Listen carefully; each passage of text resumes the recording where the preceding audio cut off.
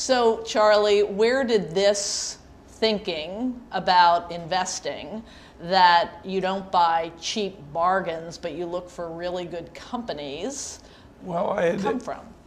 I have a habit in life, which is I look at it and I observe what works and what doesn't.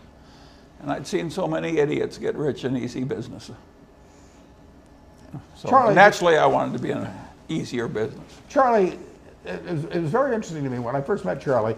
He had, a number of clients. His father had a number of clients, and he had thought about the businesses of each one of those clients probably in a much more perceptive way than most of them have thought about them themselves. I mean, he was incapable of not thinking through what the realities of the situation were, and what could be done about it, and he just analyzed things. What would work and what wouldn't, and why.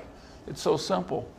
So what are a couple of those early investments that were reflective of this new philosophy of buying really good companies? Well, in terms of stocks, something like American Express would have been that had gotten some trouble, but it was a wonderful business.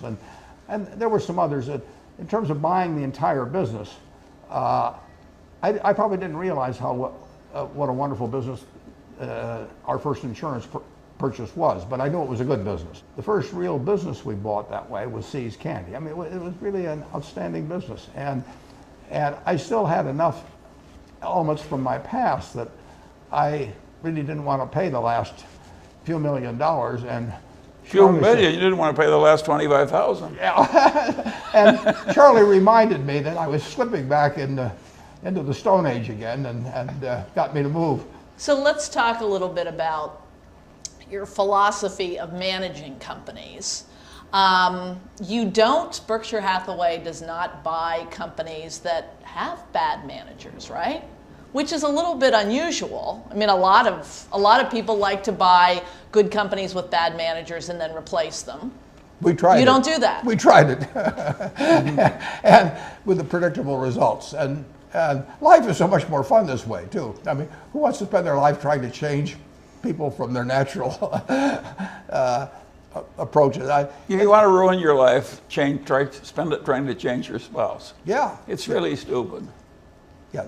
It's just... Marrying somebody to change him is crazy, and I would say hiring somebody to change him is just as crazy. Yeah. And becoming partners with them to change him is crazy. Warren had always used a phrase I really liked. He said, "We make silk purses out of silk." Yeah, forget the sow's ears. We don't know how to make silk purses out of sow's ears. Never will.